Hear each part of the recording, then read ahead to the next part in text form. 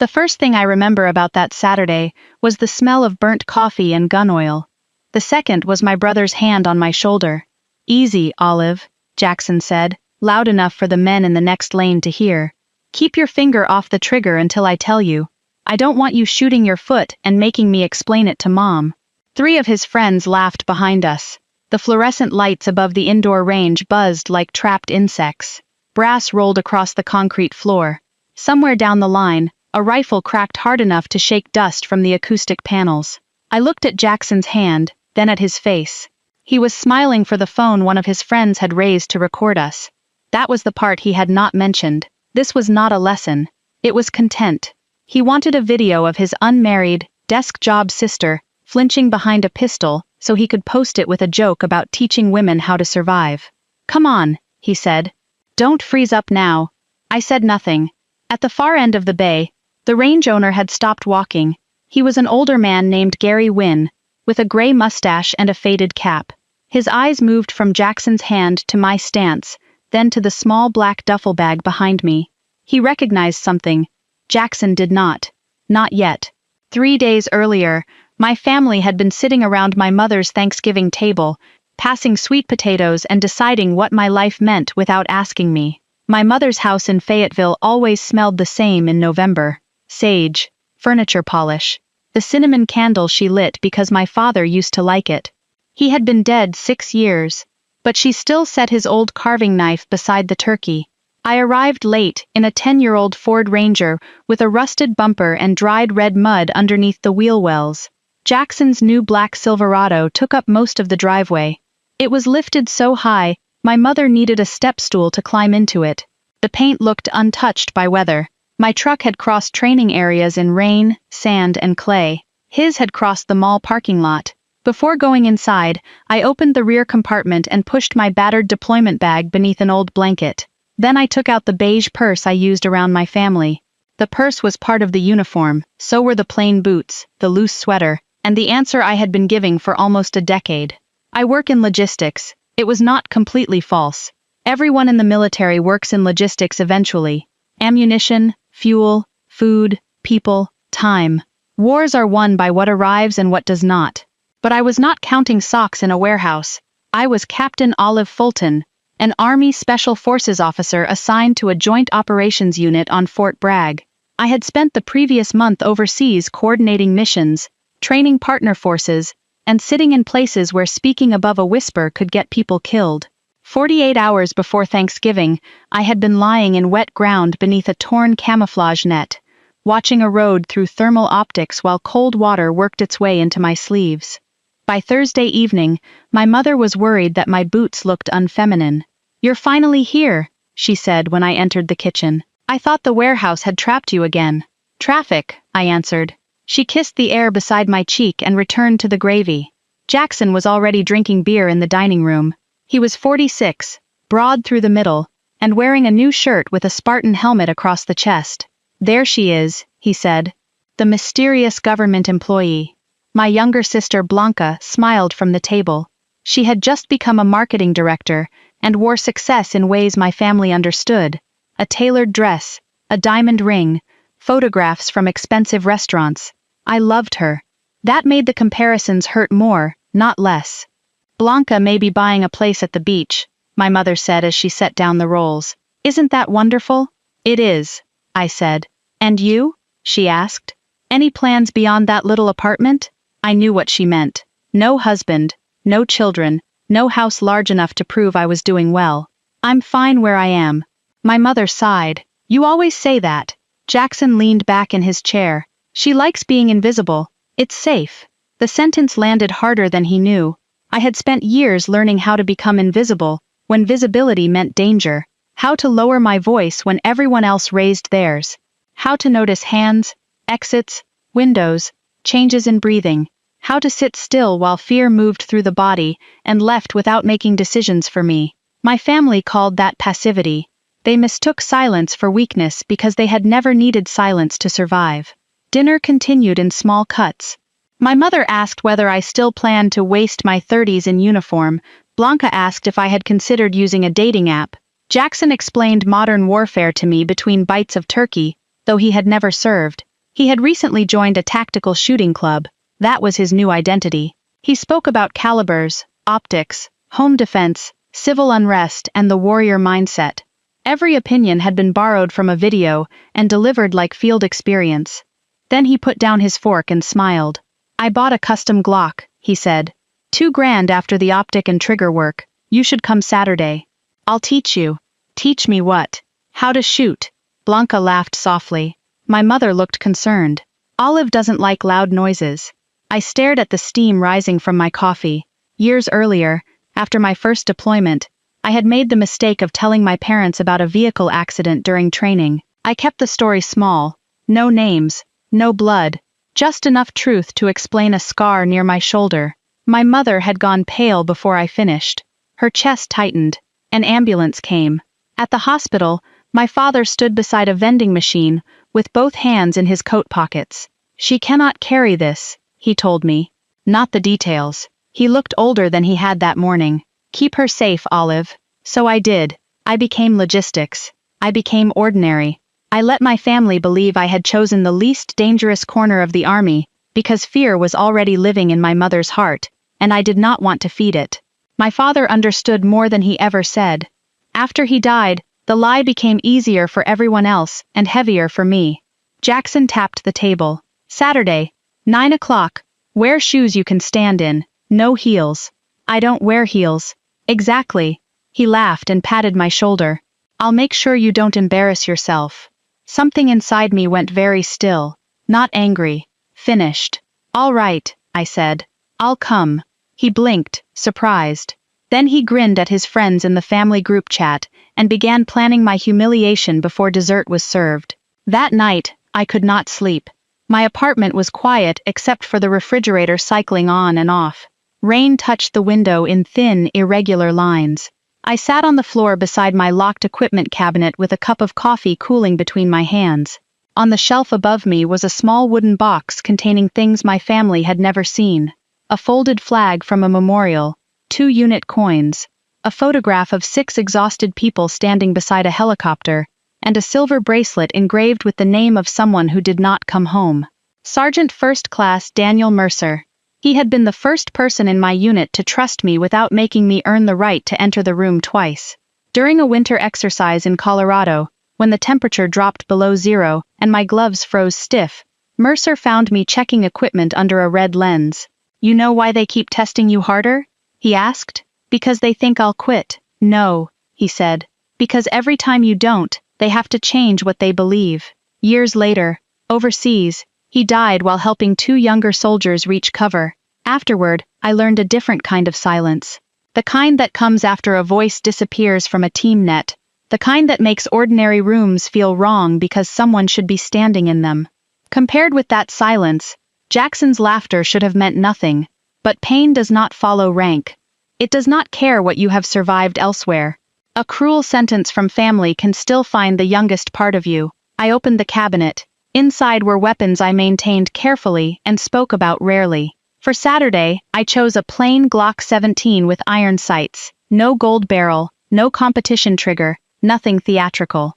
I did not want Jackson blaming equipment. Beside it, I packed eye protection, electronic hearing protection, a medical kit, and a faded ball cap with no visible insignia. Then I placed my military identification in the inside pocket of the bag. I told myself it was there because regulations required it. That was not the whole truth. Part of me knew the lie was ending. Saturday morning, Jackson arrived with his horn pressed down long enough to wake half the apartment complex.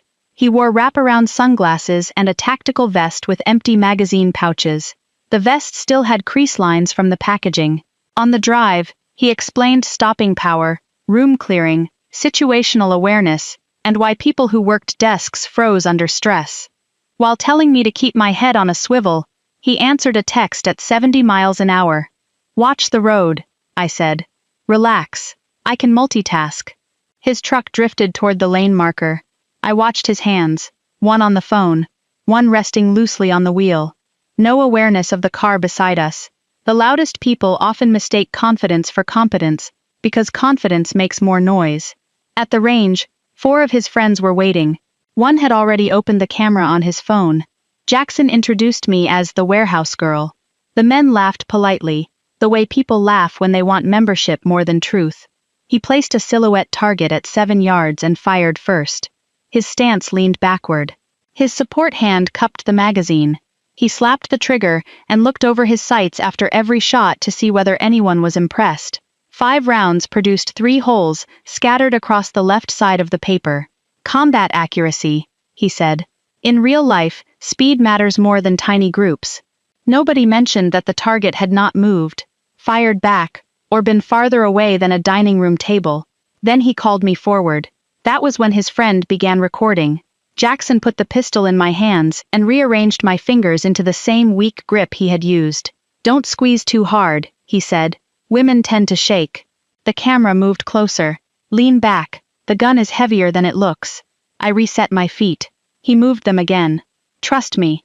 I looked downrange. The target blurred for a moment. Not from fear but from memory. Thanksgiving plates. My mother's sigh. My father beside the hospital vending machine. Mercer under a folded flag. For years, I had believed love required endurance.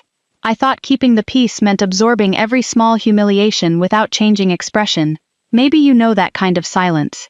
The kind where you become easier to misunderstand, because correcting people feels more exhausting than carrying their judgment. I almost handed the pistol back. I almost left. Then Jackson reached for my shoulder again.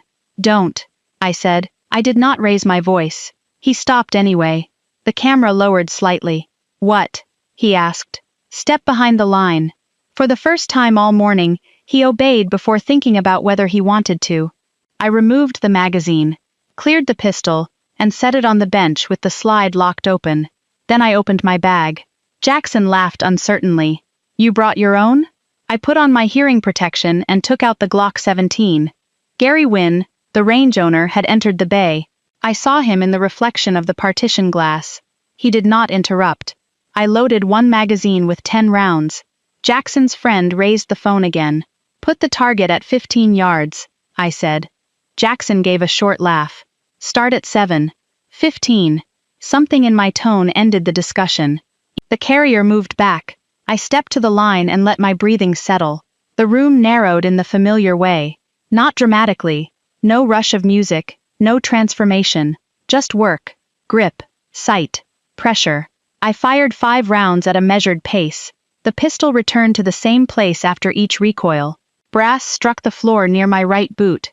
Then I lowered the weapon without turning around. Move it to 25. Nobody laughed. At 25 yards, the black center of the target looked small enough to punish carelessness. I fired the remaining 5 rounds, slower this time. When I cleared the pistol and placed it down, the bay had gone quiet except for gunfire behind the walls. Jackson pressed the return switch. The paper moved toward us. The first 5 rounds had formed a tight cluster in the center. The second 5 sat just above them, still inside the scoring ring. It was not magic. It was not a circus trick. It was what thousands of repetitions looked like after the audience stopped laughing. Jackson stared at the target.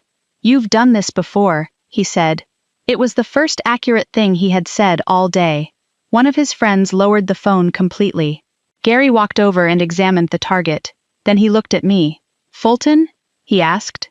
I nodded once. He removed his cap. The gesture was small, but everyone noticed. I thought that was you, he said. You ran the low-light block for our instructor course last spring. Jackson looked between us. Instructor course? Gary ignored him. Welcome home, Captain. The word changed the room. Captain. Jackson's face lost color. Gary turned toward him only after a long pause. You told me she worked in a warehouse. She does, Jackson said, but his voice weakened at the end. Everybody works somewhere, Gary replied. Your sister is assigned to special operations. Half the instructors here would listen if she corrected their grip. Jackson glanced at the phone in his friend's hand. He seemed to remember the video and what he had planned to do with it. Gary saw that too. You recording students to embarrass them now? He asked. No, it was just a joke. Gary's expression did not change. Then delete it. The friend deleted the video in front of us. That should have ended it. Before I could pack my bag, another door opened. A man in civilian clothes entered the bay carrying a folder. I recognized Colonel Reeves from the compound. He was supposed to meet Gary about a training contract. He saw me and stopped. "Fulton," he said. "I didn't expect to see you here. Family day, sir." His eyes moved to Jackson, the tactical vest, and the target. Understanding came quickly. Reeves held out the folder. "I was going to leave this at your office." The award packet cleared. I did not take it immediately. Jackson looked at the seal on the cover. Reeves lowered his voice, but the room was quiet enough that everyone heard. "Mercer's family asked that you receive it before the ceremony. They included a letter." The bracelet beneath my sleeve felt heavier. I accepted the folder. "Thank you, sir." Reeves nodded and walked toward Gary. Jackson stared at the folder, then at me. "What award?" I put it inside my bag. "Not here." He had spent the morning trying to make me perform. I would not turn grief into another demonstration. We left 10 minutes later. The drive home was silent until Jackson spoke near the highway. "Why didn't you tell us?" I watched pine trees pass beyond the window. "You never asked. We talk all the time." "You talk. I make it easy." He tightened both hands on the steering wheel. "You let me look stupid." "No," I said. "You made a plan to humiliate me in front of your friends." I arrived knowing how to shoot. His jaw moved, but no answer came. After another mile he said, "Mom is going to lose her mind." That is why I kept quiet. I told him about the hospital, about our father's request, about the lie that became my entire identity at home. Jackson listened without interrupting. It may have been the first time he had ever done that. When I finished, he rubbed one hand across his face. "I thought Dad was disappointed in you too." The sentence cut deeper than the others. "What makes you say that?" "He used to keep something locked in his desk. After he died, Mom took it. She said it was about you, but she never showed us." I turned toward him. "What was it?" "I don't know." That evening, Jackson drove us directly to my mother's house. The dining room still held the faint smell of Thursday's candle. My mother stood at the sink drying a plate when we entered. She looked at Jackson's face, then mine. "What happened?" Jackson set his keys on the counter. "Tell her, Olive." So I did. Not everything. I gave her no locations, no names, no details that would visit her at 3 in the morning. I told her my actual branch, my rank, and that the warehouse story had been protection, not shame. She sat down before I finished. Her hands trembled in her lap. "I knew part of it," she whispered. Jackson and I both stared at her. She looked toward the hallway. "Your father told me you had been selected for something dangerous. He would not say what. I made him promise not to tell me more." The room seemed to tilt. All those years, I had believed I was carrying the lie alone. My mother began to cry without sound. "I was afraid," she said. "And when I treated your work like it was small, I could pretend the danger was small too." I wanted to be angry. Instead I understood, which was not the same as forgiveness but was closer than I had been that morning. "The desk," I said. Jackson said Dad left something. My mother closed her eyes. Then she stood and went to the bedroom. She returned with a sealed envelope, yellowed slightly at the edges. My name was written across the front in my father's careful block letters. She placed it on the table. "I could not open it," she said. Inside was a 2-page letter dated 4 months before his death. The first page was practical. Insurance information. A list of things he wanted repaired around the house. Instructions to Jackson about the lawnmower. The second page was for me. "Olive, your mother believes you work behind a desk because I asked you to let her believe it. I know what that has cost you. I have watched this family praise noise and overlook steadiness. I have done it too, and I am sorry. You were the child who never asked us to stop what we were doing. You carried your own bags. You sat alone at your graduation dinner when I left early to help Jackson with his truck. You told me it was fine. It was not fine. I know enough about your service to know that people trust you when fear enters the room. That is the kind of courage I should have recognized sooner. Silence can protect people, but do not let it erase you. When the day comes that this family mistakes your silence for weakness, tell the truth once. Then let them decide whether they are worthy of staying in your life. I am proud of you, Dad." I read the final line twice, then the words blurred. For years I had wanted my family to see me. I had imagined that being seen would feel like victory. It felt more like grief leaving the body. Slowly, painfully, without applause, Jackson sat across from me with his elbows on his knees. He did not defend himself. He did not explain. "I'm sorry," he said. It was quiet enough that I almost missed it. My mother reached toward my hand, then stopped before touching me. "Can I?" she asked. I nodded. Her fingers closed around mine. No one repaired 10 years that night. Families do not change because of one target, one rank, or one letter, but the rules changed. Jackson stopped using jokes as permission to disrespect me. My mother stopped asking when I would become someone she could understand. Blanca called the next morning and apologized for laughing at the table. A month later, we gathered in my mother's backyard for burgers. The air was cold enough to turn our breath white. Jackson stood at the grill in an old flannel shirt, no tactical vest, no performance. He asked me whether a red dot sight made sense for his home defense pistol. He asked. That mattered. I gave him a simple answer, and he listened. Later, his 8-year-old son Leo climbed onto the bench beside me with a plastic soldier in his hand. "Dad says you're the toughest person he knows," he said. Jackson heard him from the grill. He did not laugh or correct the sentence. I looked at Leo. "Tough is not being louder than everyone," I told him. "It's staying kind when you have the power not to be. It's protecting people without needing them to clap." He considered that seriously, then ran off toward the yard. Near sunset, I sat alone on the front porch with my father's letter folded in my coat pocket. The flag beside the steps moved gently in the wind. From the backyard came the ordinary sounds I had once thought I might never have again. Plates, laughter, Jackson asking where the mustard had gone, my mother telling him it was directly in front of him. Nothing heroic, nothing dramatic. Home. I had spent years believing strength meant enduring whatever people gave me, because I could survive it. I was wrong. Survival is not permission. Love is not a debt paid through humiliation. And silence is not weakness. Sometimes silence is discipline. Sometimes it is grief. Sometimes it is the last shield a person has left. But there comes a moment when protecting everyone else starts destroying the part of you that also deserved protection. That was what changed for me at the range. Not the target. Not Jackson's face. The moment I finally understood that I could tell the truth without begging anyone to believe it. They had mistaken my silence for weakness. I did not punish them for it. I simply stopped helping them remain mistaken. And for the first time in years, when I closed my eyes that night, I did not hear laughter from the firing line, or rain against a foreign roof. I heard my father's words.